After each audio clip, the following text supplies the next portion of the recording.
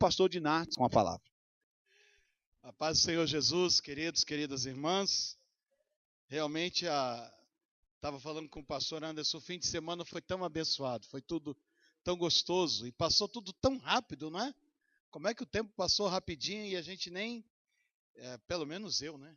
Não sei quanto a vocês, eu nem cansei, nem deu tempo de cansar, né? E eu falei com o pastor aqui, a Bíblia diz que um dia na casa de Deus vale mais do que 1000 dias longe dele. E alguns de nós passamos o dia inteiro aqui, né? Ganhou 1000 dias, não é? E nós passamos ontem aqui também, à tarde e à noite. E eu ontem falei assim, eu quero chegar cedo no hotel para descansar. Cheguei 1h da manhã no hotel. Eu falei assim, meu Deus, não tem jeito não. Até na igreja dos outros eu sou um dos últimos a sair. Mas está incluído no pacote e é com alegria. Eu quero também agradecer ao pastor e toda a equipe da liderança da igreja, porque a gente se conheceu tão rapidamente ano passado, em novembro, aqui quando o Gary Hayes veio a Curitiba, e nós estivemos juntos na igreja menonita ali no Boqueirão. Tivemos um encontro tão agradável, tão rápido, aquelas coisas que acontecem com a gente e rapidamente cria aquela afinidade, aquela empatia, né? Então eu quero agradecer pela liberdade que eu desfrutei aqui nesses dias, de todo cuidado, todo carinho que os irmãos me deram nesses dias que eu estive aqui, e dizer que eu estou muito feliz, e hoje de tarde eu falei com a dona Norma, vocês vão conhecer a Norma daqui a pouquinho, falei com ela que estava muito bom aqui com vocês, ela disse, da próxima vez, esteja acontecendo o que estiver aqui, eu não largo do seu pé. Tá bom? Então muito obrigado, Juscelio, obrigado, Márcio, todos os outros estiveram bem pertinho da gente, mas esses dois tiveram muito mais trabalho comigo esse fim de semana. Tá bom? Então vamos ganhar nosso tempo, vamos falar daquilo que a gente veio conversar nessa noite. São 3 coisas que eu quero compartilhar com vocês, que os pais não podem deixar de fazer por seus filhos. Quem aqui é pai ou mãe? Levante bem alto o braço, eu sei que cansa ser pai ou mãe. E quem é filho de alguém, levante o braço.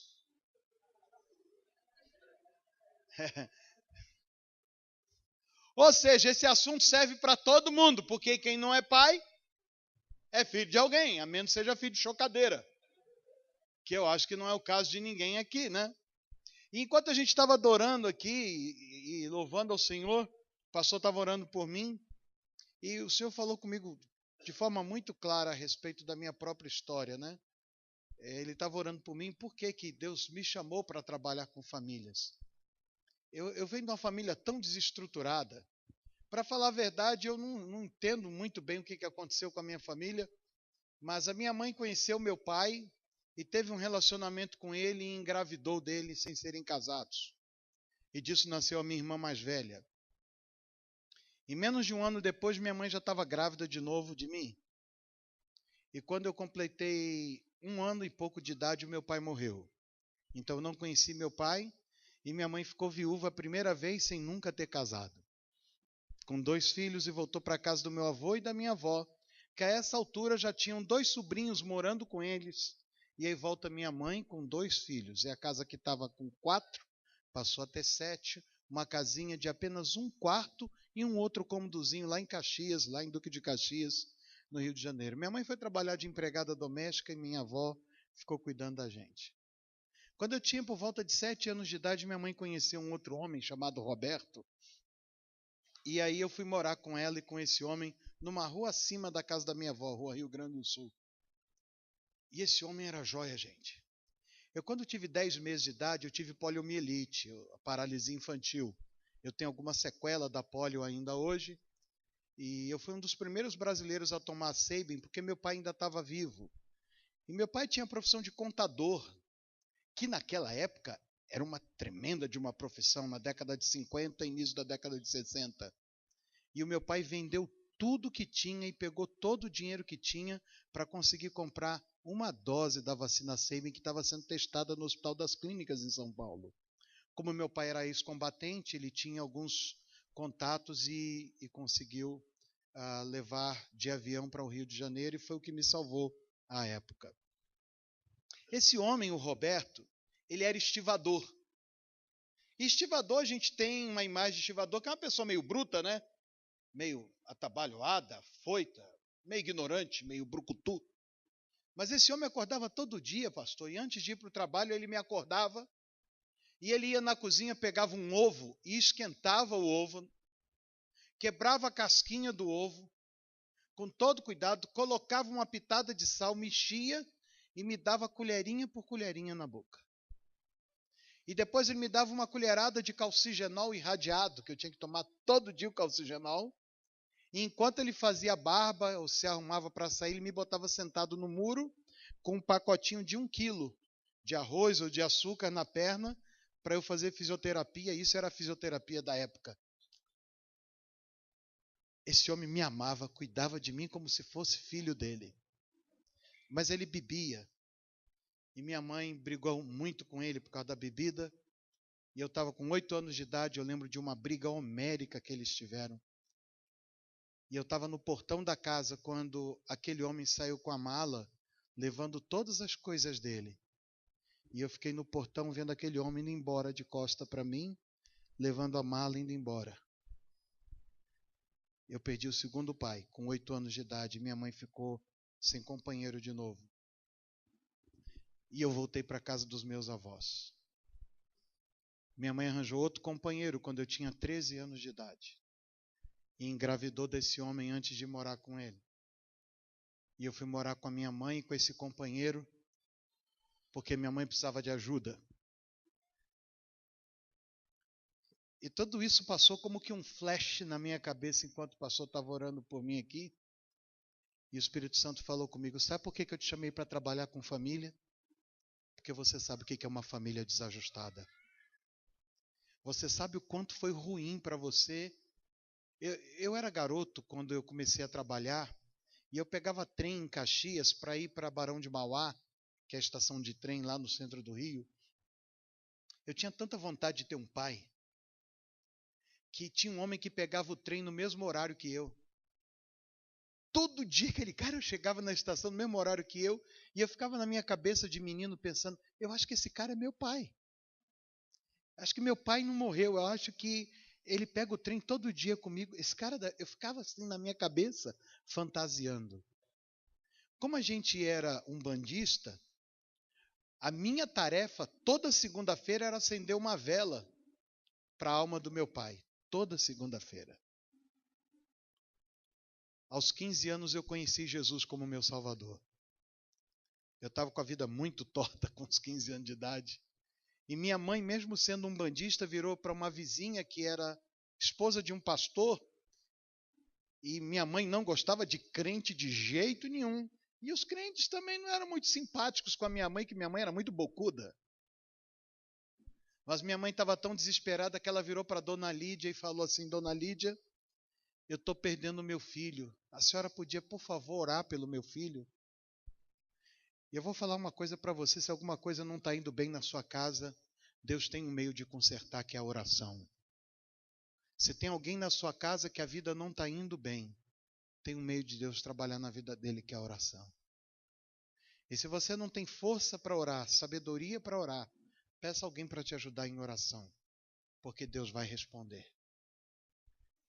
E aí naquele dia minha mãe pediu essa ajuda e aquele povo começou a orar por mim. E eles me convidaram para ir num acampamento de carnaval. E eu sabia que na igreja tinha muita menina bonita. Podia ser até a CFA, que tem menina bonita aqui demais. Aí eu falei assim, quer saber, eu vou nesse negócio de carnaval, que era numa cachoeira. Eu vou levar o meu dinheirinho. Na hora que eles for para a igreja, eu vou tomar minha cerveja, vou fumar meu cigarro. E se alguma menina der bobeira, eu ainda dou uns beijos na boca.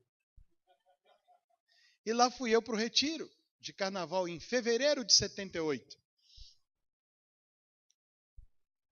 Gente, como é que Deus faz as coisas? Eles estavam orando por mim, eu não sabia, nem sabia que minha mãe tinha pedido oração. No sábado, nós chegamos de manhã, no sábado à noite, primeiro dia do retiro, vamos para a reunião, vamos para a reunião. Eu falei, poxa, fica chato, primeiro dia, eu dizer logo que não vou, eu fui. Cheguei lá, tinha um cidadão chamado Ezequiel, tinha 20 e poucos anos, ele era fuzileiro naval. E ele que falou naquela noite, pegou a primeira carta de João, quem tem o filho tem a vida, quem não tem o filho não tem a vida. e começou a falar o que é uma vida sem o Filho de Deus. Eu falei assim, minha mãe conversou com esse cara. E ele começou a desfiar o rosário, contando a minha história todinha. Quando eu dei por mim, eu já estava lá na frente, entregando minha vida a Jesus. Passaram-se os 4 dias de carnaval, eu não fumei nem um cigarro, não tomei nem uma cerveja e não beijei nenhuma garota. E voltei para casa de trem, junto com o pessoal da igreja. O pastor da igreja, Dona Lídia, eles tinham um Fusquinha 74, ele era um tenente do exército, mas um homem muito humilde, muito simples. Todos os recursos dele eram investidos no reino de Deus. E aí depois eu vim saber que quando eles subiram o morro, a gente morava no morro, a minha mãe já estava lá na esquina, porque sabia que a gente ia chegar mais ou menos aquele horário, e ela perguntou, Dona Lídia, e o meu filho? Aí a Dona Lídia falou, espera que você vai ver ele chegar. E naquele dia, quando eu apontei lá no pé do morro que eu comecei a subir, minha mãe já desceu correndo. E eu subi correndo. E abracei a minha mãe. E a minha vida nunca mais foi a mesma. Nunca mais foi a mesma. Por que Deus muda a história da gente e tira a gente da vida que a gente levava, que parecia tão confortável aparentemente, e chama a gente para fazer algo que é tão contrário à nossa própria história, aos nossos próprios registros familiares? É porque Deus tem uma ideia no coração: aonde abundou o pecado, superabundou a graça. Não importa o problema, a adversidade, a circunstância difícil, a tua origem, aonde tiver muito ruim, Deus pode fazer ficar muito melhor. Essa é a capacidade que o Evangelho tem de fazer na vida das pessoas. E eu estou contando isso porque a nossa história hoje, dessa noite, pode ser exatamente essa história que vai acontecer na sua vida. Essa é a Dona Norma, a primeira dama do meu barraco. Pena que a luz não está deixando vocês verem, mas Dona Norma é arrumada, viu? Nós estamos casados, vamos completar 33 anos de casados em setembro. Agora, 28 de fevereiro, vão ser completados 36 anos da minha conversão. E ela estava lá naquele retiro. E lá naquele retiro eu já olhei para a Norma, gente. Vocês acreditam nisso? Tinha muita menina e eu olhei para essa mineira. E dali para frente eu fiquei no pé dela até casar com ela. Como ela fugiu de mim. Mas acho que eu corri mais rápido. Essa é minha filha mais velha, Damares, que é formada em Direito. Hoje trabalha lá em Resende, num hotel fazenda. Essa é a Helena. Ela não é torta não, viu, gente? A foto é que foi tirada ao contrário. Uma vez um homenzinho torto. Não é esse, né? Ela é muito direitinha, essa é minha filha. E aqui está o meu genro, aquele que eu falei tanto nele aqui, né? Hoje até o Márcio veio fazer uma caracinha comigo. Eu queria dar um presente para o senhor levar, mas o senhor quer levar para a Norma ou para o genro? Como quem diz, você gosta mais do genro do que da mulher. E a outra que está lá em cima é a Tayane, minha sobrinha de 18 anos, que a gente cria desde criança. Ela é pequenininha assim, ela nasceu de 7 meses, mas é muito inteligente, é muito competente. Deus tem feito um milagre na vida dessa menina, escritora, dançarina. E quando ela estava morando conosco, com muita dificuldade na escola, devido a todos os problemas que ela teve na vida, um dia eu fui na escola conversar com uma professora dela, a professora Norma também, chama Norma. E quando eu cheguei lá, fiquei conversando com a professora, dizendo que eu estava muito preocupado, que a gente não via progresso na Tayane, não via progresso. Essa professora me deu uma lição de moral, eu fiquei até com vergonha de dizer que era crente aquele dia. Aquela mulher teve uma fé nessa menina, que ela olhou para mim e falou assim: tio, deixa eu falar uma coisa para o senhor. Essa menina ainda vai lhe dar muita alegria. Um dia o senhor ainda vai ter muito orgulho dessa menina, porque ela tem um potencial enorme. E a Tayane está demonstrando todo o potencial dela. Ela é discipuladora de outros adolescentes na nossa igreja hoje.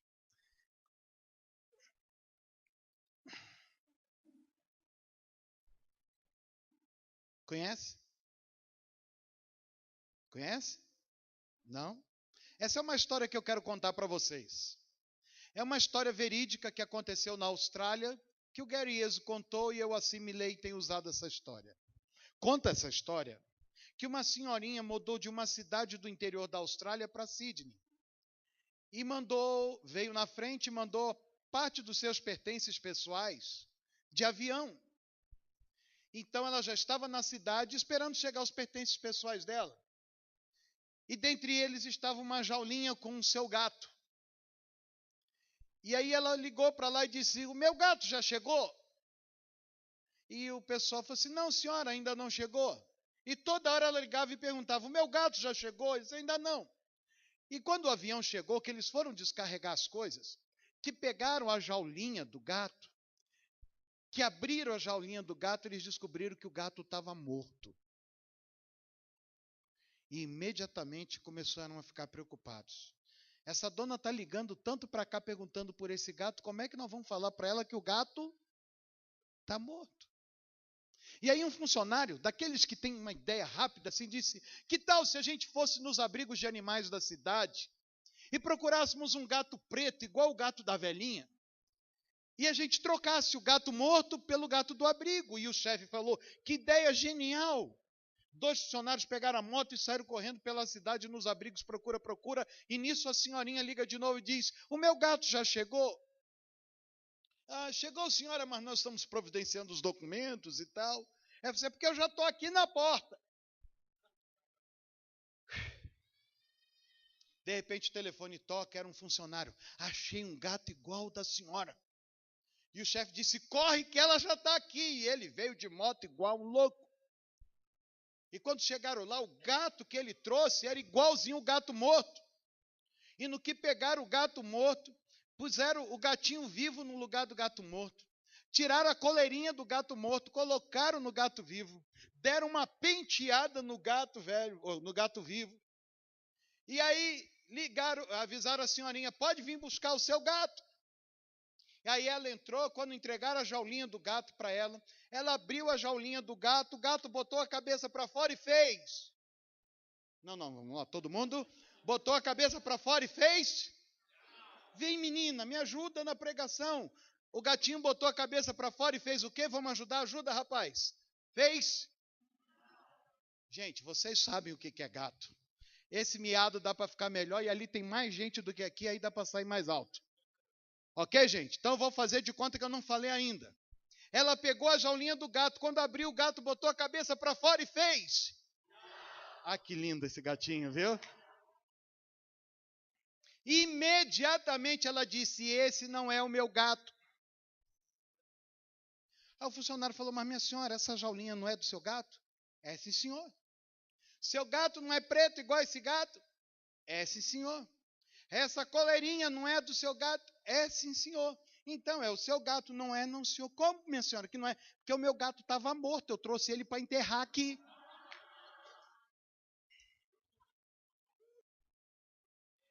A questão, queridos, é que a gente vive tentando resolver e encontrar soluções em lugares que não tem um problema.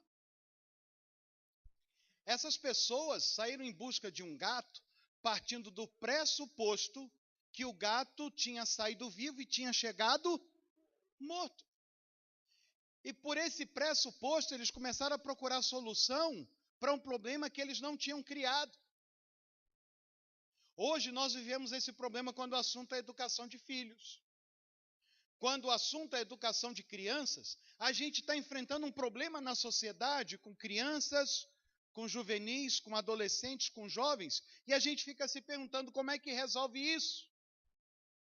A gente que tem filho na escola, a gente reclama do comportamento das crianças na escola.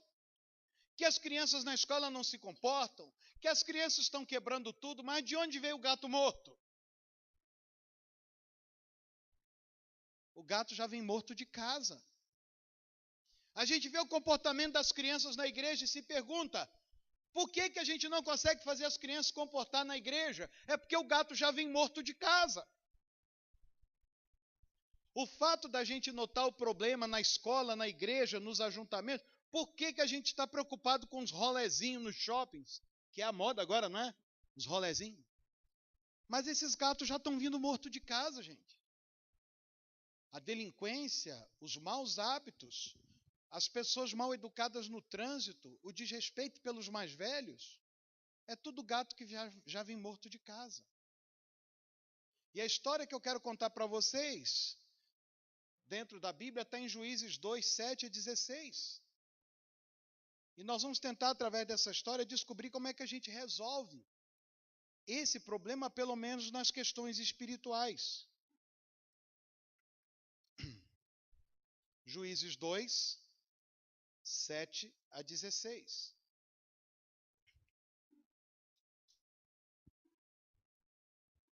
Diz assim: pode acender a luz que não tem mais foto? Serviu o povo ao Senhor todos os dias de Josué e todos os dias dos anciãos que ainda sobreviveram por muito tempo depois de Josué e que viram todas as grandes obras feitas pelo Senhor a Israel. Faleceu Josué, filho de Num, servo do Senhor, com a idade de 110 anos. Sepultaram-no no limite de sua herança em Timnat-Heres, na região montanhosa de Efraim, ao norte do monte Gaás. Foi também congregada a seus pais toda aquela geração, e outra geração após ele se levantou que não conhecia o Senhor, nem tampouco as obras que fizera a Israel. Então fizeram os filhos de Israel o que era mal perante o Senhor, pois serviram aos Baalins. Deixaram o Senhor, Deus de seus pais, que os tirara da terra do Egito, e foram-se após outros deuses, dentre os deuses das gentes que havia ao redor deles, e os adoraram e provocaram o Senhor a ira, porquanto deixaram o Senhor e serviram a Baal e a Astarote. Pelo que a ira do Senhor se acendeu contra Israel, e os deu na mão dos espoliadores que os pilharam, e os entregou na mão dos inimigos ao redor, e não mais puderam resistir a eles. Por onde quer que saíam, a mão do Senhor era contra eles para seu mal, como o Senhor lhes dissera e jurara, e estavam em grande aperto. Suscitou o Senhor juízes que os livraram da mão dos que os pilharam. A primeira coisa que eu quero compartilhar com vocês nessa noite, das coisas que os pais não podem deixar de fazer por seus filhos, da gente poder observar que dentro daquilo que nós que somos pais e daqueles que são filhos que precisam viver essa experiência com Deus, é que todos os pais precisam promover, criar situações para que seus filhos vivam a sua própria experiência com Deus. Cada geração precisa viver a sua própria libertação. E nós temos um ditado no meio dos cristãos que filho de crente não é crentinho, pode ser até cretino, mas crentinho não é. Se a gente for olhar para a história desse povo que nós lemos a respeito deles, eles eram a terceira ou quarta geração a partir de uma história que começou em Êxodo.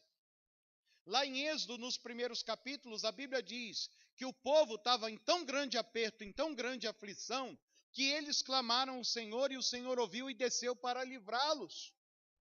E com mão forte o Senhor os tirou do Egito, através de Moisés. A primeira geração foi liberta do Egito. Eles experimentaram a libertação da aflição, da escravidão no Egito. Viveram lá por 430 anos. Eu, na minha família, fui o primeiro a me converter. Eu fui o primeiro a conhecer o Evangelho. Já a Norma é a quinta geração de crentes na família dela. Desde a tataravó da Norma, o Evangelho entrou na família dela, nos idos, no final do século XIX, quando os primeiros missionários ingleses vieram na época da construção de estradas de ferro lá no interior de Minas Gerais. Vieram alguns irmãos da Inglaterra, no meio de todos aqueles construtores que vieram fazer linha de trem, e naqueles lugares onde eram implantadas as estações, eles evangelizavam e plantavam a igreja dos irmãos darbistas. A tataravó da Norma se converteu através desses missionários ingleses. E é interessante que a tataravó e a bisavó dela se converteram ao mesmo tempo, na mesma época, sem saber uma da outra. E um dia a gente estava conversando com a avó da Norma, Dona Palmira, E ela contou como é que foi essa história da conversão da mãe dela e da avó dela.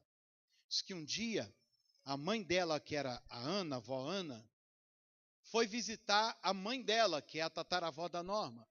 E chegou lá e falou assim: mãe, eu estou precisando contar uma coisa para a senhora. E aí a mãe dela falou: mas eu também estou precisando falar uma coisa com você, minha filha. E uma com medo de falar para a outra a experiência que havia tido com Jesus. Aí a mãe falou assim: então conta você primeiro, minha filha. Aí a filha falou assim: não, mãe, pode falar a senhora primeiro. Não, minha filha, pode falar. Ela falou: sabe o que é, mãe? É que eu queria falar para a senhora que eu agora sou das crenças. A mãe dela falou assim: minha filha, eu também queria falar a mesma coisa. Eu agora também sou das crenças. E desde a tataravó da Norma, geração após geração, cristãos naquela família. Dezenas de pastores, missionários, presbíteros, diáconos, evangelistas. Um primo da Norma veio ser missionário aqui no interior do Paraná, em Campo Mourão, Iporã, vindo do interior de Minas para plantar igreja aqui há muitos anos atrás. Cada geração precisa viver a sua própria libertação. A segunda geração deles, aquela geração que nasceu no deserto, eles não experimentaram a libertação do Egito, mas eles experimentaram a libertação da aridez do deserto.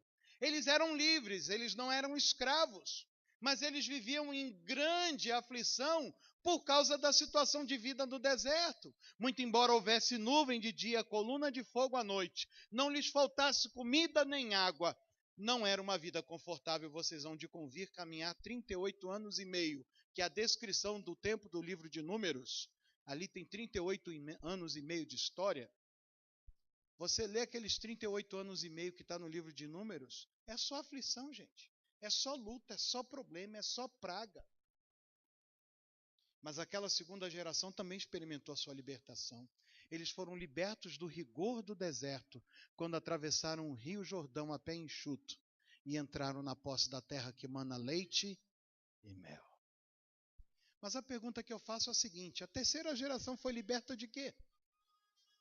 Não eram escravos? Não eram peregrinos no deserto? Os seus pais atravessaram o rio Jordão e tomaram todas as cidades fortificadas, com vinhas que eles não plantaram, com olivais que eles não plantaram, com tudo do bom e do melhor. Aquela terceira geração já nasceu numa terra que mana leite e mel. Nós que somos pais, que passamos pelas dificuldades da vida, que conhecemos o Senhor Jesus, os nossos filhos que nasceram dentro da igreja, nós precisamos ter muito cuidado e prover para eles experiências com Deus. Porque aquele que não experimenta a libertação nunca sabe o que é ser livre de verdade. Cada geração tem que experimentar a sua própria libertação. Cada geração tem que viver o seu próprio deserto. Cada um tem que experimentar o que é ver Deus provendo no meio da sua necessidade. Mas nós temos uma geração de filhos que tem tudo na palma da mão. Eu não sou muito velho, e a maioria dos irmãos aqui não é, mas a maioria de nós é de um tempo que se a gente queria comprar um tênis, o que a gente fazia? Trabalhava. A gente tinha 14 anos, tinha vontade de alguma coisa, caçava um troço para fazer um trocado, para comprar. Vocês são os caras de muita sorte, viu? Ô, pessoal da vida mansa. Escolhe o modelo e o pai compra. Ainda reclama. Cá entre nós, pastor. Ô racinha. Quem aqui já usou conga? Alguém aí sabe o que é conga? Só um lá sabe o que é conga. A gente ia para a escola de Vulcabras 752. Quem já foi para a escola de Vulcabras 752? Nós somos mais velhos aqui, né, irmão? Eles não foram, não. Gente, eu fiz isso na minha vida para comprar um quichute. Alguém lembra do Quixote? Quixote era o top, meu amigo. Era o Nike da época. Era um tênis com trave imitando chuteira. A gente botava e ainda dava volta no cadastro para ficar parecendo jogador. Você fez isso, cidadão? Mas, ó, quantos Quixotes você teve na vida? Eu tive um só e tinha que engraxar e cuidar bem para não acabar, porque se acabasse, adeus. Hoje come-se um Nike a cada semestre. É verdade. A gente compra um celular hoje, daqui a 3 meses está ultrapassado. Eu não estou dizendo que nós pais temos que endurecer para os nossos filhos. Não é isso, viu, pessoal? Vocês não vão ficar com raiva de mim. Mas eu estou querendo dizer que cada pessoa tem que experimentar o seu próprio deserto. Experimentar o seu próprio deserto, sabe por quê? Porque Deus está no deserto. Deus se manifesta no deserto. Maná todo dia de manhã. Água que sai da rocha, nuvem no meio do calor, coluna de fogo no meio das trevas e do frio do deserto. Quando nós temos que permitir que os nossos filhos vivam o seu próprio deserto, não é porque nós queremos que eles sofram, é porque nós queremos que eles enxerguem Deus no deserto. Cada geração tem que se apropriar da sua própria herança. Aqueles que saíram do Egito eram escravos, saíram de mão vazia? Não.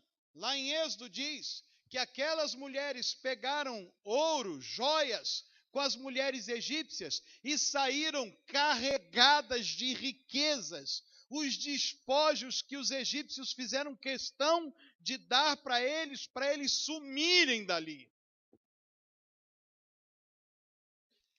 Quando Jesus nos liberta, Ele não somente nos tira das mãos de Satanás, mas Ele nos acumula de riquezas e tesouros.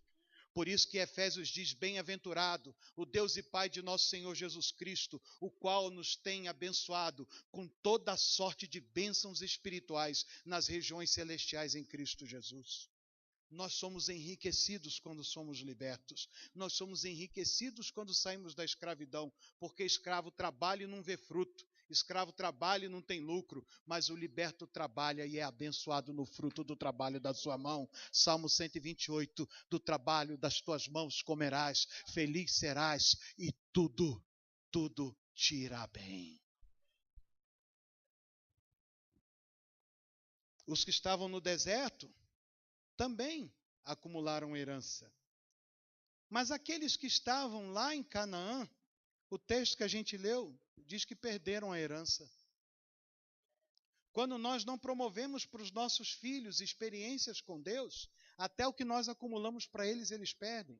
Em Isaías capítulo 39, quando Isaías está profetizando para o rei Ezequias, ele diz, chegará um tempo em que tudo quanto estiver nos teus tesouros, até mesmo aquilo que teus pais acumularam, será levado para a Babilônia.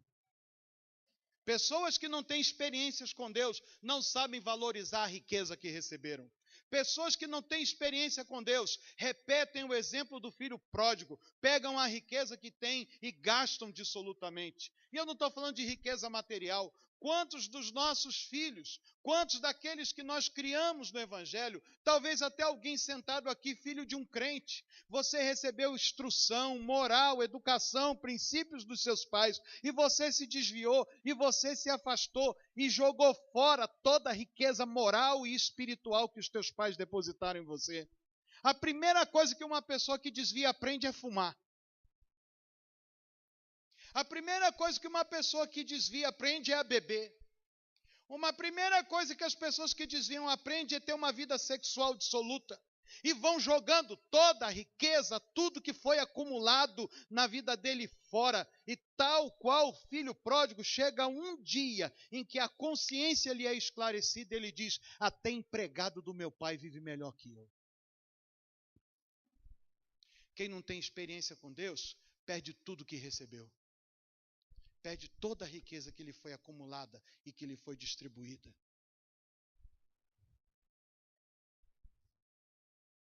Segunda coisa que os pais não podem deixar de fazer pelos seus filhos é deixar de contar para eles o que Deus tem feito. Isso está em Deuteronômio 6. As palavras que hoje te ordeno estarão em teu coração. Delas falarás assentado em tua casa, andando pelo caminho, ao deitar e ao levantar. Tu as atarás como um frontal na tua testa, e as atarás como sinal na tua mão. Deus quer que a gente conte as histórias para os nossos filhos, porque cada geração tem o dever de apresentar Deus para a próxima geração. Eu fico imaginando, porque a minha cabeça viaja muito, irmão, que os israelitas lá no deserto, de vez em quando sentavam em torno de uma fogueira, ou para fazer um lanchinho de maná, e contavam: ah, meu filho, você não sabe como é que era lá no deserto, lá no Egito. No Egito, a gente acordava com o sol ainda escondido, o dia era escuro, e os nossos exatores, como diz lá a palavra, aqueles que nos subjugavam, eles nos davam chicotadas. E chegou um tempo que a coisa ficou tão ruim, que até a palha que eles providenciavam para a gente fazer os tijolos, eles disseram: agora vocês vão ter que ir lá buscar a palha também, para fazer tijolo. E a gente sofria muito. Mas sabe, meus filhos, um dia, Deus levantou Moisés, servo dele, que foi criado lá no palácio de Faraó. E ele se levantou para ser usado por Deus para a nossa libertação, porque o Senhor o chamou. Sabe, o Deus que nós servimos é o Deus que tirou mais de 1 milhão de nós lá do Egito e nos trouxe para esse deserto, porque nós estamos caminhando para a terra que Ele prometeu que nos daria.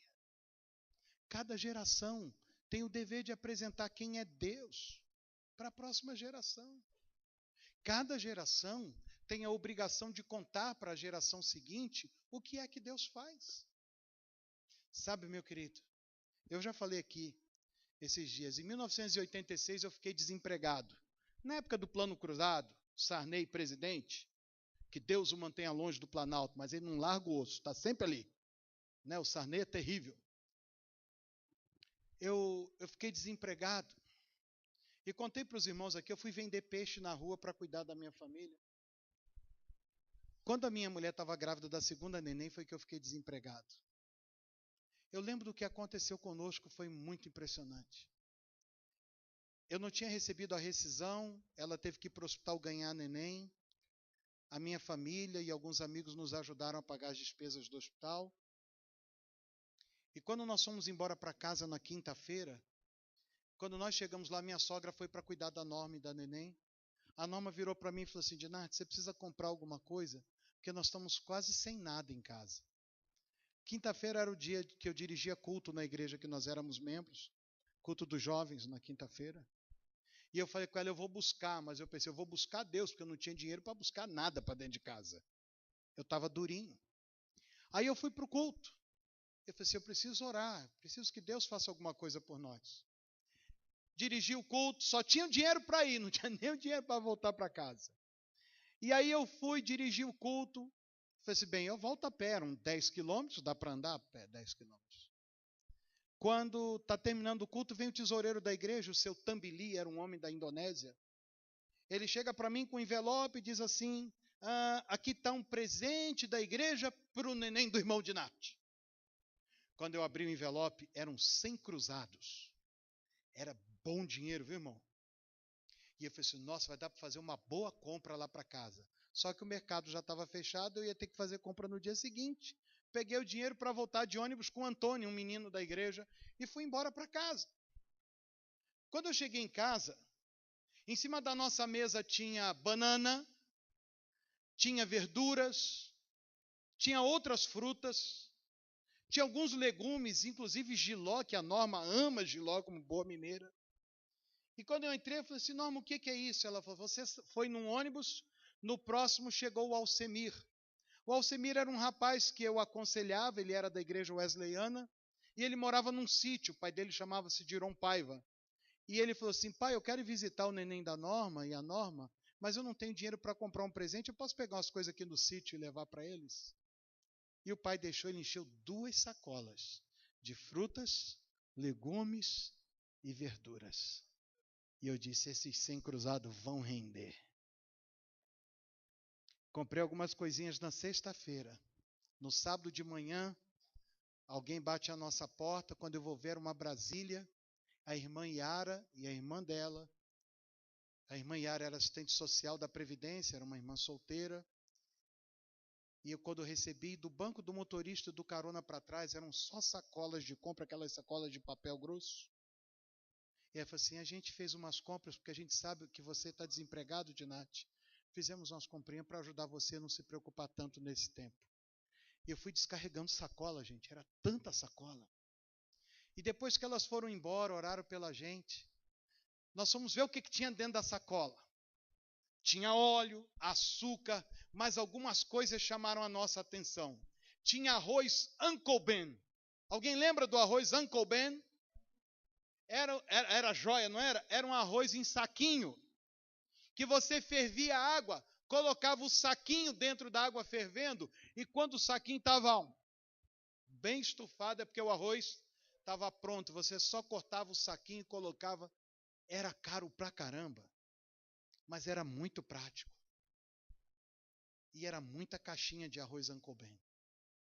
E aí a Damares, nossa filha mais velha, já estava com 4 anos, quando ela abriu uma sacola, ela disse, pai, tem leite condensado.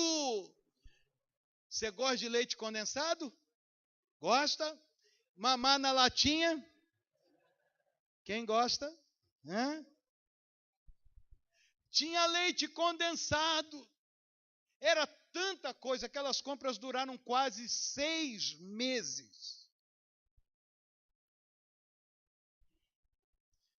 Nós precisamos dizer para as pessoas, principalmente para os nossos filhos, o que o Senhor tem feito por nós. O salmista sabia disso quando ele escreveu, eu era moço, eu agora sou velho, mas eu nunca vi um justo desamparado, e nem a sua descendência mendigar o pão. Irmão, eu sei o que é ficar sem um tostão, mas eu não sei o que é ficar sem um grão de arroz. Eu sei o que é ficar desempregado, mas eu não sei o que é ficar desamparado. Eu sei o que é ficar sem ter perspectiva de trabalho, de emprego, mas eu não sei o que é ficar desocupado, porque eu tinha coragem para sair e fazer qualquer coisa, através da qual Deus me desse condição de sustentar minha família.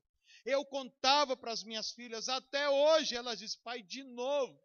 E eu conto as mesmas histórias, porque eu não quero que as minhas filhas e os meus netos cresçam sem saber o que o Senhor tem feito por nós. Nós precisamos contar para eles de boca cheia, em alto som, dizendo, seu pai não tinha esperança nessa vida, mas um dia Jesus me salvou, ele me deu esperança de vida eterna, ele deu perdão para os meus pecados, e ele não somente fez isso, ele fez de mim um homem honrado. Hoje nós somos o que somos, porque o Senhor tem feito algo em nosso favor. Meu filho, minha filha, você é o herdeiro de uma família que tem sido alvo das bênçãos de Deus. Conte a seus filhos o que Deus tem feito por você. Conte a seus filhos. Ainda hoje, irmãos, toda vez que eu e Norma chegamos em casa de uma viagem como essa, a gente senta para fazer uma refeição, e eu gosto de contar história, já deu para perceber isso? Eu conto detalhe por detalhe. Eu conto as experiências. E elas falam, já sei, pai, o que o senhor vai dizer? Vale a pena servir a Jesus. Conte isso para os seus filhos. Não deixa passar as experiências. Não deixa passar as coisas que Deus tem dado para vocês. Deixe-os saber o que Deus tem feito por vocês. E outra, cada geração tem o dever de advertir à próxima o perigo dos falsos deuses. Sabe por quê? Nós vivemos num mundo de competição. E até contra Deus tem competição. Hoje, sabe qual é a maior competição contra Deus? É a fartura. Os Estados Unidos, um líder dos Estados Unidos disse, o nosso problema com Deus é que hoje nós somos uma nação que praticamente não precisa de Deus. Nós podemos comprar tudo o que queremos, nós podemos conseguir tudo o que queremos, podemos dar o estudo para os nossos filhos, nós podemos viajar, morar em boa casa, e a fartura é um grande Deus falso que engana o nosso coração dizendo que nós mesmos podemos suprir as nossas necessidades. E Deus falou isso para Moisés: tenha cuidado de quando você chegar naquela terra, não acreditar do seu próprio coração que foram vocês que conseguiram isso. Advirta os teus filhos, vocês sabem por quê? Você estudou até que série, cidadão? É? Não, gente, como é que é ele? Por que vocês sabem que é ele? Normalmente é quem pergunta, não é? É você mesmo.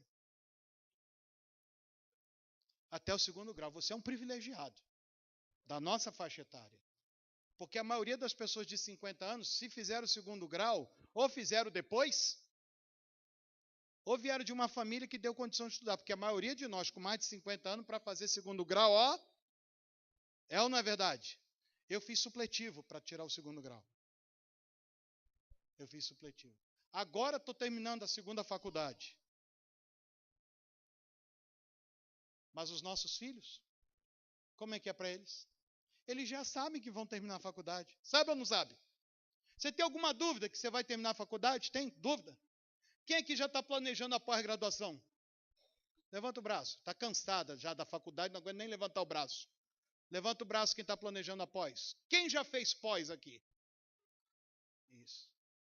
Eles sabem que vão terminar a faculdade. Na minha época, tinha 2 coisas que a gente tinha que fazer. Era terminar o ginásio e fazer curso de datilografia. Lembra disso? A, S, D, F, G, espaço. C, cedilha, babá. É ou não é, cidadão?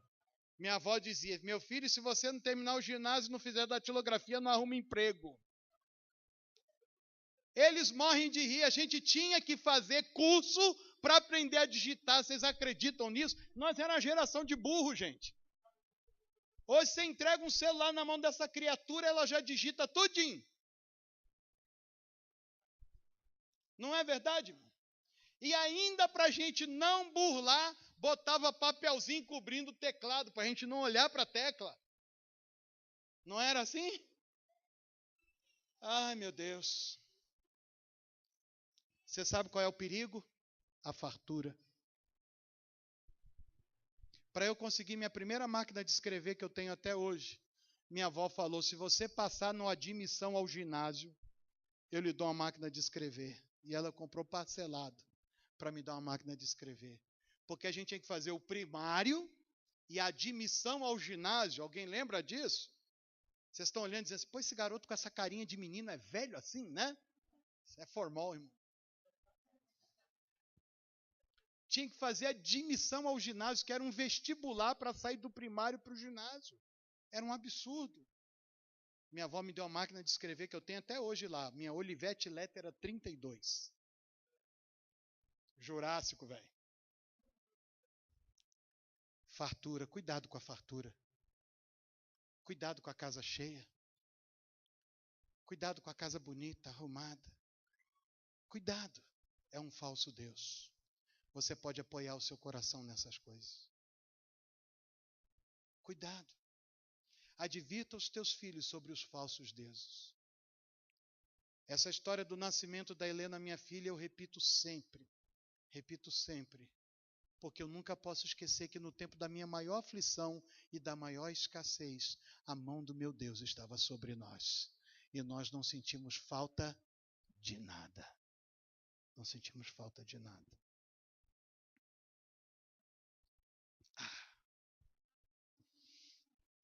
Cadê Márcio? Cadê Márcio? Cadê o pacotinho?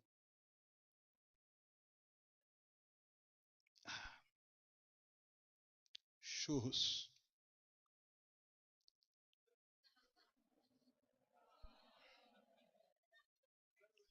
Eu amo churros. Quem gosta de churros aqui, gente? Quem não gosta de churros? Vem à frente e receber a oração. Vocês estão...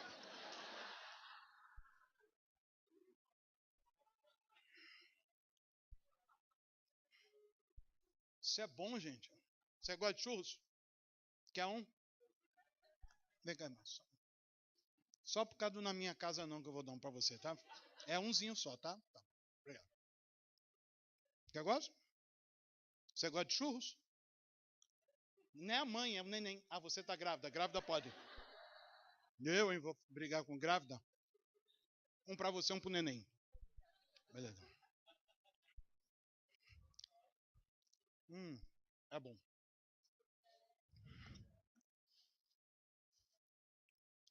Doce de leite. Muito bom.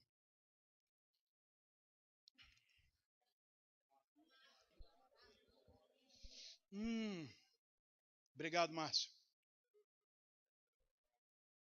Tem gente dizendo lá, tomara que ele engasgue porque não me deu. A maldição sem causa não se cumpre. Churros é uma boa ilustração para o que eu estou querendo dizer para vocês. Alguém aqui já comeu churros sem recheio? Churros sem recheio é massa de farinha de trigo. Não tem gosto nenhum. É massa. Massa. Mas aí você chega na carrocinha de churros e fala para o moço assim, vê um churros. Aí a boca começa a salivar. Ele pega a massa, aperta aquele negocinho, passa o dedo e joga para fritar. Está todo mundo viajando comigo lá, visualizando? Rapaz, normalmente eu contrato a carrocinha e faço uma parceria com ele quando eu falo isso. Dessa vez não deu certo. Lá na Quadrangular eu fiz isso, o cara vendeu pra caramba, mas eu não levei nada. Aí ele frita. Depois do churros frito, o que ele faz? Passa no açúcar e na canela. Já melhorou, filha? Já começou a dar um sabor no negócio, né? Mas já está pronto? Aí ele pega aquele churros passado na canela e no açúcar, coloca no pacotinho e enfia num canudinho, que é a bomba, não é a bomba? De recheio, e ele começa, e aí quando a bomba fica pesada é porque está entrando o recheio. E ele bombeia, vai arriando, e no final ele dá uma reboladinha no churros e faz aquela gotinha em cima. E aí você fala uma palavra, qual é a palavra? Ah, eu ouvi, alguém disse. Não, é uma palavra só. Ah, eu ouvi. Aqui, qual foi? Capricha. Capricha no quê? Na massa? No açúcar com canela? É no recheio que a gente capricha. Os filhos de vocês são como churros. Eles são ocos se você não diz para eles quem é Deus. Eles são ocos se você não diz para eles o que Deus tem feito por vocês. Sabe qual é o problema de muitos pais? Eles confundem trazer filho na igreja com criar nos caminhos do Senhor. Trazer para a igreja é passar na canela e no açúcar, gente. Só é por fora. Ele tem aparência de crente, frequenta lugar de crente, mas não tem nada dentro. Eu acho que na igreja está cheio de churros passado no açúcar e na canela, mas nunca levou recheio lá no coração. A gente não pode achar que trazer filho para a escola dominical, que levar criança para o cultinho infantil, que mandar filho para acampamento, é colocar recheio, isso é passar açúcar e canela. Colocar recheio no coração é cumprir o que diz Deuteronômio 6. É você, pai e mãe, que diz para ele quando acorda quem é o teu Deus. É você que diz para ele na hora de dormir quem é o teu Deus. É você que diz para ele na hora que senta, não foi o trabalho do papai que botou comida, é o Senhor que nos sustenta, aleluia. É no dia a dia que você vai pondo recheio no teu filho, e o Espírito Santo diz para mim e para você, na hora de botar recheio, capricha. Capricha no recheio. Porque ninguém compra churros por causa de canela e açúcar. A gente compra os churros é por causa do recheio. E se você capricha no recheio, quando você pega os churros com bastante recheio, ele transborda, não transborda? Aí suja a mão de recheio e você lambe que você não pode desperdiçar o... Desculpa a coisa feia falando com a boca cheia. Capricha no recheio que você põe no teu filho, porque o recheio que sai de dentro do teu filho é o que vai atrair as pessoas para conhecer o Jesus, o Senhor a quem você serve. Não é a aparência do teu filho, não é trazer para a igreja, é a experiência que ele tem com Deus que torna o teu filho um atrativo para as pessoas conhecerem o Senhor.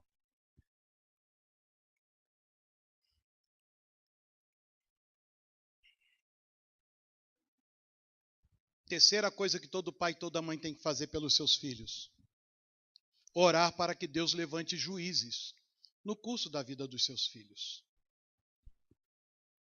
Eu lembrei, e vou fazer aqui para ilustrar para vocês, a história de um amigo meu. Ele tem um filho chamado Samuel, o pastor José Maria, que trabalha com a gente lá na UDF. Um dia ele estava tentando colocar recheio no coração do Samuca. Aliás, o Samuel é um bom rapaz para trazer aqui para ministrar para os jovens. Ele foi aluno do Marcos Witt lá no México, é um grande ministro de louvor, bem casado, Samuca, um menino precioso. Trabalha lá na universidade. Ele estava com o Samuca devia ter uns 4, 5 anos, e ele estava tentando apresentar Jesus para o Samuca. E falava de Jesus para o Samuca, e falava de Jesus para o Samuca, e o Samuca não entendia. E ele falou assim: filhinho, você precisa entregar sua vida a Jesus. Porque se você entregar sua vida a Jesus e convidá-lo para morar no seu coração, o Espírito Santo que mora dentro do coração do papai também vai morar dentro do seu coração. Ele perguntou: como é que é isso, pai? Se você confessar Jesus, papai vai orar por você e o Espírito Santo que mora em mim vai morar em você. Ele parou, pensou: eu não quero não, pai. Mas por que, Samuca? Se ele vier morar em mim, o senhor vai ficar sem, pai. A gente, para evangelizar os nossos filhos, a gente precisa de buscar a sabedoria de Deus, porque nem sempre é tão fácil. Para apresentar o Senhor para os nossos filhos, nem sempre é tão fácil. E eles estavam num sítio lá no interior, sem energia elétrica, e o Zé Maria teve uma ideia. Cadê os meus ajudantes, o pai e o filho? Vem cá, me ajudar a pregar aqui. Dá para apagar a luz aqui, Márcio, agora?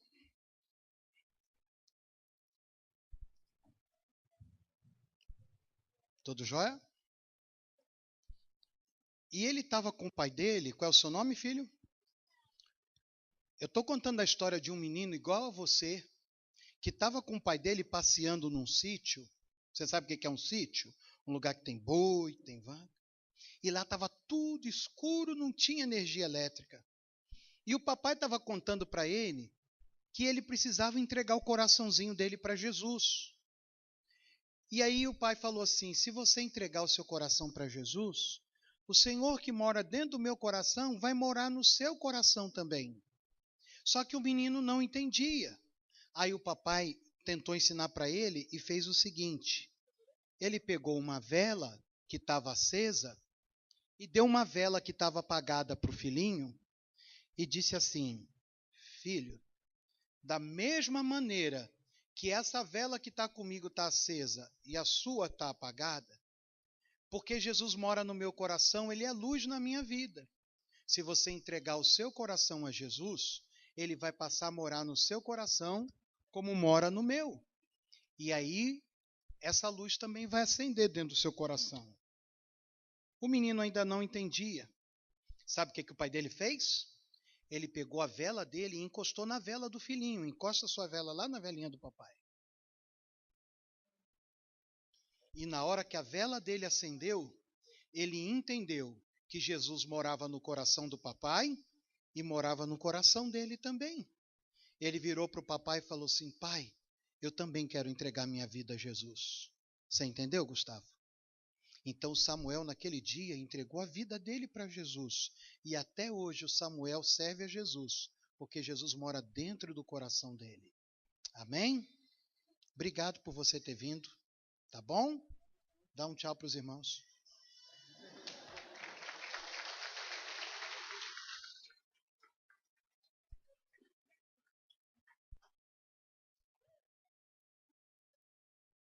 mesmo quando nós apresentamos a Jesus para os nossos filhos, mesmo quando nós ensinamos tudo para os nossos filhos, existem perigos.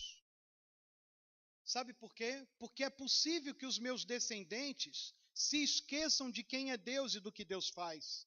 Porque lá em Juízes, diz que se levantou uma geração que não conhecia Deus e nem conhecia as coisas que ele tinha feito a Israel.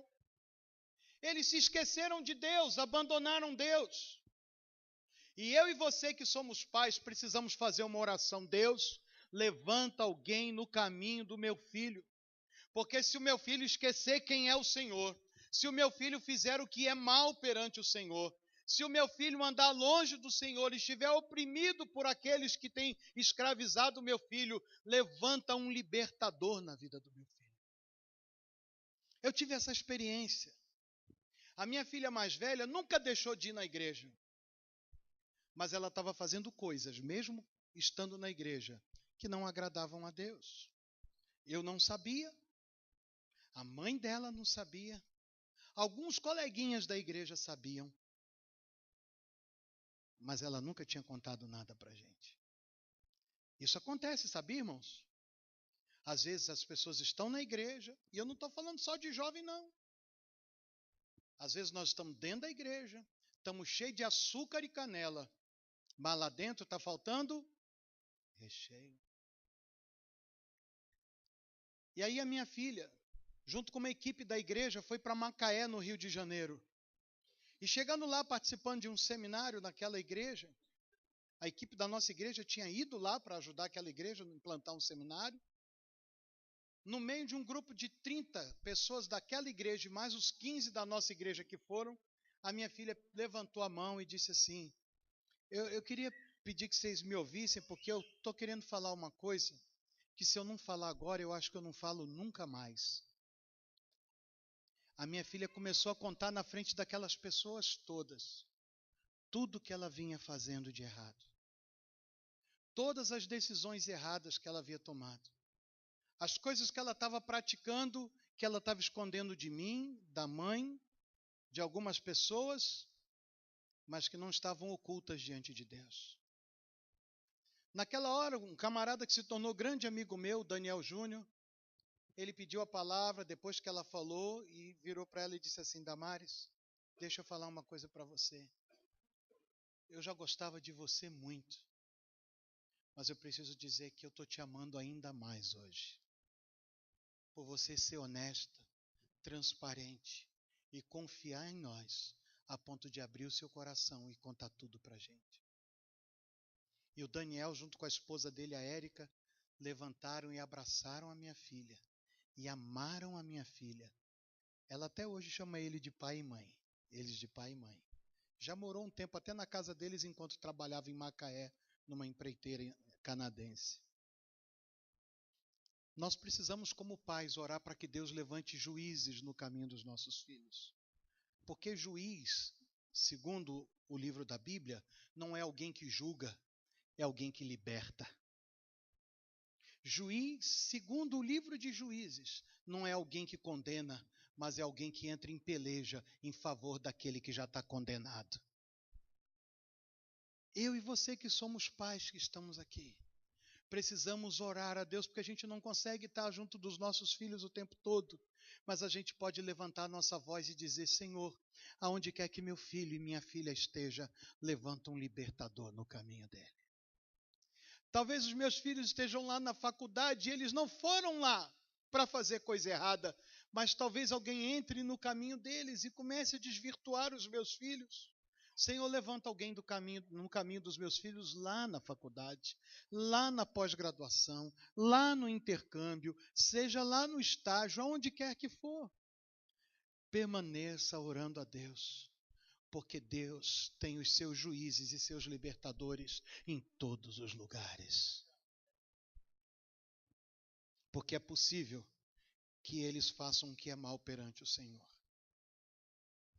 O texto diz que estes filhos de Israel, que se esqueceram de Deus, viveram em grande aperto, em grande opressão. Mas sabe, cada vez que Deus levantava um libertador, eles eram restaurados na presença de Deus. Sabe que noite é essa que Deus reservou para nós? Talvez esteja aqui no nosso meio alguém que está desviado, alguém que está andando por um descaminho, alguém que está fazendo algo que não seja agradável ao Senhor. Sabe por que você está aqui nessa noite? Porque alguém orou por você pedindo a Deus que colocasse um libertador no seu caminho, e Deus te trouxe aqui, e esse libertador não sou eu, esse libertador é Jesus. Talvez você seja alguém que recebeu tantas riquezas, uma herança maravilhosa dos seus pais. Quantos filhos de obreiros, quantos filhos de pastores, quantos filhos de gente que serviu a Deus, hoje estão desanimados na fé, andando por caminhos tortuosos, jogaram fora toda a herança moral e espiritual que receberam. Mas nessa noite Deus está dizendo que é noite de libertação. Talvez nós tenhamos aqui gente que está bem açucarado e cheio de canela, mas o coração não tem muito recheio. E o Senhor está dizendo, hoje é noite de eu encher a sua vida e encher até transbordar. Porque Deus quer caprichar a obra dele na tua vida, porque a Bíblia diz, aquele que começou a boa obra é fiel para completá-la em Cristo Jesus. Então, querido, que boa noite é essa de você que está afastado se reconciliar com Deus. Que boa noite é essa para você que não tomou uma decisão em entregar a sua vida a Jesus. Que boa noite é essa você, rapaz e moça, que foi criado no Evangelho, mas entende hoje que não é só de açúcar e canela que a vida é feita, mas a vida é feita daquilo que a gente põe no coração, que é entregar a nossa vida a Jesus. Vamos ficar de pé para a gente orar. A primeira oração que eu quero fazer e convidar aqui, eu quero convidar pais que têm filhos desviados, pais que têm filhos enfraquecidos na fé, pais que têm filhos que já não vão mais à igreja, pais que têm filhos que até professam que creem, mas não caminham no caminho da fé. Tem algum pai aqui com filho afastado, desviado, enfraquecido? Vem à frente para a gente orar pelos seus filhos em nome de Jesus. Vamos clamar por eles. Nós vamos pedir, Senhor, coloca juízes no caminho dos nossos filhos, coloca libertadores para que eles não sejam entregues na mão dos opressores. Nós não pusemos filho no mundo para ser espoliado por Satanás, nós pusemos filho nesse mundo para tomar posse da tua herança, nós pusemos filho nesse mundo para tomar posse da terra que mana leite e mel e de tudo que tem nela. Essa é minha briga todo dia. Essa é minha luta todo dia quando eu oro com Dona Norma pelas meninas, pelo genro, pelos sobrinhos. Senhor, sustenta no teu caminho. Senhor, toma pela mão. Senhor, não deixa que caiam. Senhor, se estiver no caminho errado, frustra os planos errados do coração dos meus filhos. Uma coisa, queridos, que eu quero ensinar a vocês, peça a Deus para trazer confusão lá no lugar que Ele está. Porque Deus, quando levanta confusão no arraial do inimigo, dispersa. Então, se seu filho está no arraial do inimigo, peça a Deus para levantar confusão lá, no meio dos amigos errados, porque eles vão dispersar. Porque os nossos filhos, quando estão desviados, a primeira coisa que eles se agarram é numa turminha. É ou não é verdade? Pede a Deus para trazer confusão no meio da turma. Briga, confusão, desentendimento, porque eles vão espanar. Vai cada um para um lado e o teu filho vai poder ter luz para enxergar o caminho errado que ele anda. Amém, queridos? Chega mais para cá um pouquinho, que tem irmão no corredor ali. Agora, você sabe o que às vezes me impressiona quando eu faço um apelo desse? É que às vezes tem pai que vem aqui na frente que o filho está aqui também. Isso me impressiona. Vamos orar. Pai, eu estou aqui junto com os meus irmãos e minhas irmãs. E nós agora lembramos dos nossos filhos. Aqui estão aqueles que declaradamente sabem que tem um filho desviado, afastado ou desanimado na fé. Talvez não esteja envolvido em vício ou em práticas terríveis, mas só estar longe da tua casa, só em estar frio com as coisas espirituais, para nós já é sinal de alerta e perigo. Nós estamos levantando a nossa voz agora junto com toda a congregação. Levanta um libertador no caminho dos nossos filhos. Coloca lá onde eles estão agora alguém que seja mensageiro teu. Se não tiver um ser humano, coloca um anjo no caminho deles. Mas que não fique sem testemunha onde eles estão.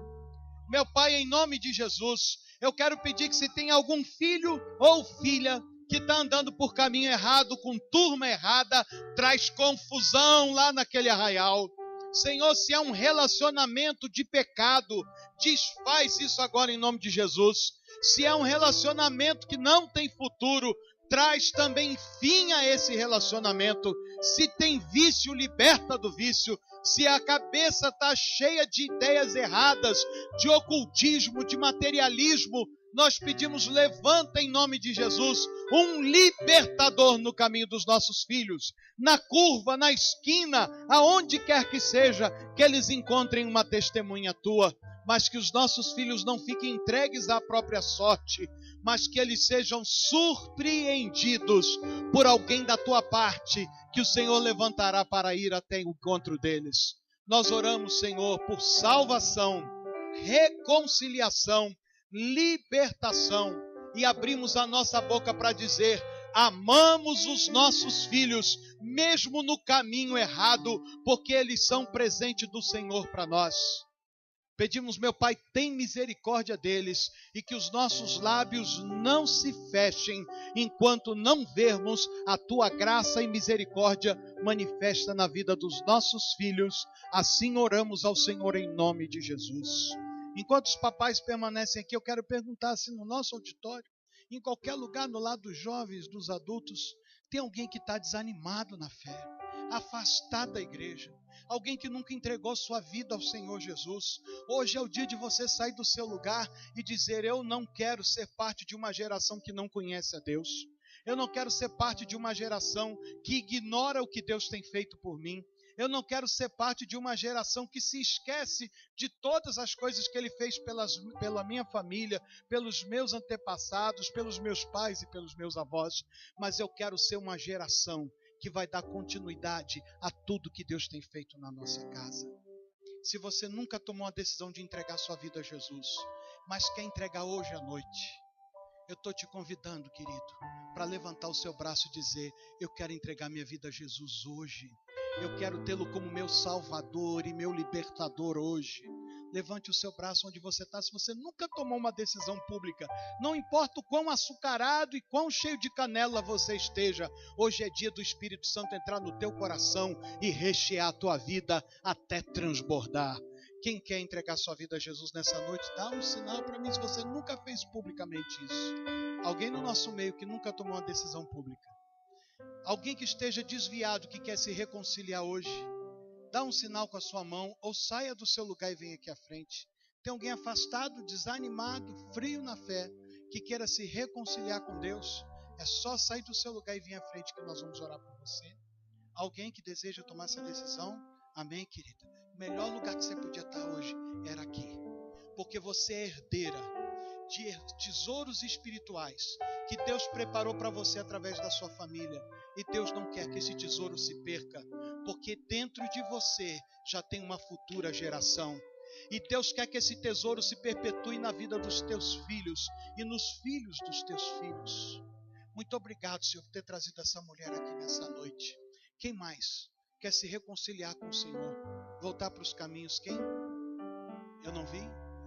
O rapaz aqui? Beleza, obrigado, querido. Você é um herdeiro precioso, porque você é um homem que Deus levantou.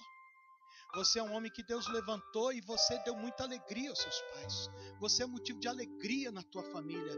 E os teus pais louvam a Deus pela tua vida. E eles creem que você é o portador de um tesouro, de uma herança que pode abençoar não só a tua vida, mas o segmento através dos teus filhos e dos teus netos. Receba de volta tudo aquilo que foi tirado de você. Tudo que os teus pais depositaram no teu coração que ficou perdido pelo caminho. Não importa o que aconteceu, Deus não deu você como caso perdido. Está tudo reservado para você. Está tudo entesourado para você. Receba de volta em nome de Jesus. Obrigado por você ter vindo. Quem mais quer se reconciliar com o Senhor nessa noite? Rapaz, moça, homem, mulher, adulto ou jovem, mais um. Você, rapaz, graças a Deus você ter vindo. Há força em você. Você não é um homem fraco. Você não é um homem que volta atrás. Você é um homem que encara. Você é um homem que enfrenta. Você é conhecido por essa atitude. E o Senhor colocou essa virtude em você, porque Ele quer usar você como um homem valente, que vai sustentar a tua fé e as tuas posições nele. E Deus se agrada da atitude do seu coração. Deus não se agrada de homem que baixa a cabeça por covardia, mas por humildade. Mas Deus gosta de homem que mantém a cabeça em pé, porque sustenta a posição. Você pagou um preço caro por sustentar as decisões que você tomou, mas Deus se agrada da tua valentia. Ele vai usar isso para a glória dele, em nome de Jesus. Quem mais quer se reconciliar com o Senhor nessa noite? Quem mais? Retomar a posição que é tua, o lugar que é teu, a herança que é tua. Quem mais? Quem mais? Agora mesmo, pai e mãe que está aqui, creia, porque esses que estão vindo à frente se reconciliando são pessoas por quem alguém já estava orando. E o que está acontecendo aqui hoje é o resultado da oração de alguém que orou por eles. E daqui uns dias nós receberemos também algumas notícias. A minha filha está lá no Rio de Janeiro. Eu não vejo a minha filha. De vez em quando converso com ela. Mas todo dia eu digo, Senhor, coloca alguém no caminho dela. Frustra os planos errados do coração dela, mas cumpre os teus propósitos. E quem sabe agora mesmo onde estão teus filhos, algum milagre está acontecendo. Amém? A igreja quer orar comigo.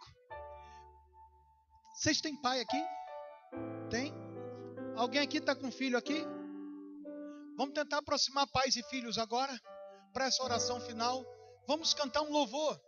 Enquanto os pais tentam se aproximar dos filhos, não importa quanto barulho, quanto movimento isso faz. Mas nós vamos ter um tempo de bênção agora, dos pais abençoarem seus filhos. Vamos cantar de novo. Eu recebi um coração. Recebi um novo coração. Família sem falsidade não é aquela que tem coisa errada acontecendo, mas é aquela onde há transparência, onde Deus pode consertar relacionamento quebrado. Vamos lá? Recebi um novo coração do Pai, coração regenerado, coração transformado. Procure seus filhos, procure seu pai, sua mãe. Se você está sozinho, chega perto de alguém e se faça família com ela. Como fruto deste novo coração,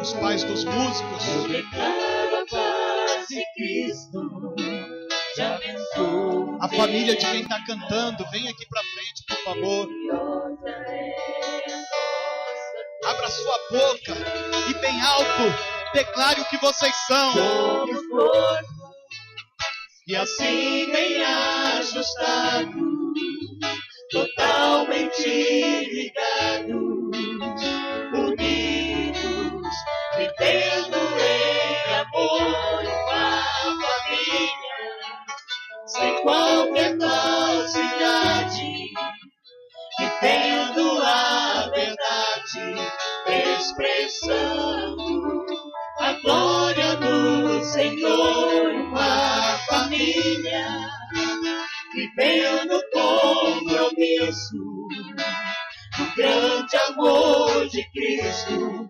Eu preciso de ti, querido irmão, precioso és para mim, querido irmão. eu preciso de ti, Querido irmão, precioso és para mim.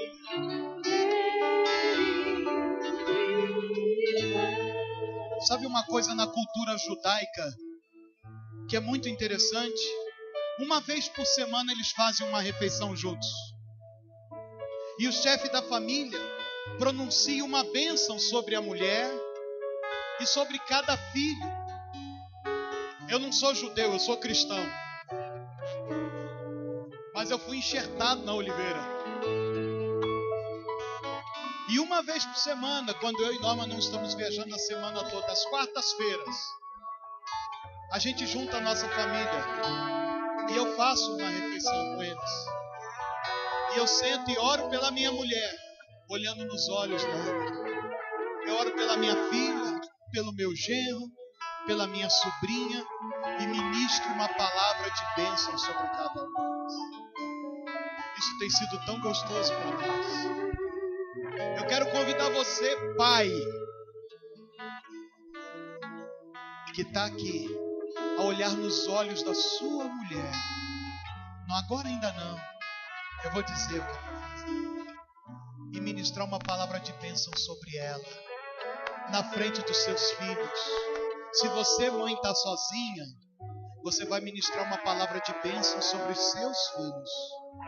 E depois, homem, que você abençoar a sua mulher, você olhe para cada filho teu e abençoe uma palavra de bênção sobre os teus filhos. Porque a Bíblia diz que o amor cobre multidão de pecados. Seu filho pode estar todo errado, mas se você o ama, isso cobre. Amém? Faça a sua rodinha, olho no olho. Não é olho fechado, não é oração, é bênção.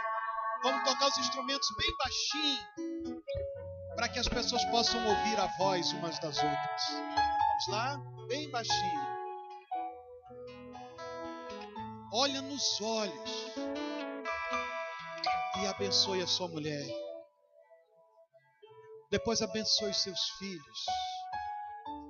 Se você não está com a sua família, aquele grupo bonitão lá, faz uma rodinha e alguém abençoe um ao outro. E fale para os outros. Aleluia, aleluia, aleluia. Cadê a sua família? É irmão?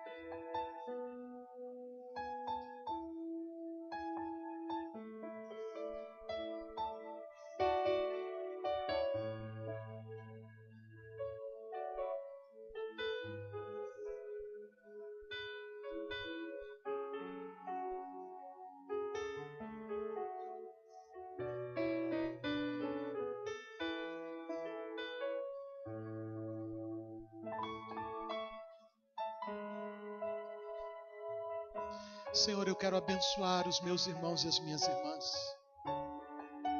Que em nenhuma casa aqui falte bênção, Senhor. Que nenhuma mulher deixe de se sentir abençoada pelo seu marido. Que nenhum filho deixe de se sentir abençoado pelos seus pais. Que nenhum homem se sinta desprovido de graça para abençoar a sua casa.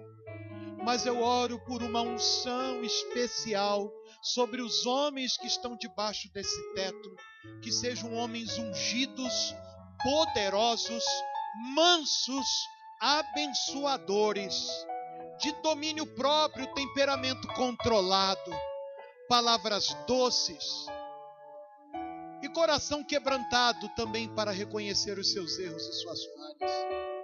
Protege esses lares contra o divórcio. Protege esses lares contra a impureza sexual. Protege esses lares contra a incredulidade e a frieza espiritual. Que não haja esterilidade em nenhum lar, mas que toda mulher aqui seja fértil para ter os filhos que o Senhor quer que ela tenha. Que nenhum homem aqui seja infértil, mas que ele tenha poder para gerar os filhos que o Senhor quer dar para ele. Que nenhuma mulher perca os seus filhos prematuramente. E que nenhum jovem dessa igreja se perca prematuramente. Que nenhum deles morra prematuramente. Que nenhum deles se perca no caminho da vida. Toma-os pela mão e proteja-os, Pai. E abençoa estes lares em nome do Senhor Jesus. Amém. Você pode abrir a sua boca, glorificar a Deus e com as suas palmas dar um louvor junto com as suas palavras de gratidão a Ele. Que o Senhor te abençoe, meu irmão. O Senhor te abençoe, minha irmã. A estes que retornam hoje, que o Senhor os sustente pela mão, em nome de Jesus. Meu pastor.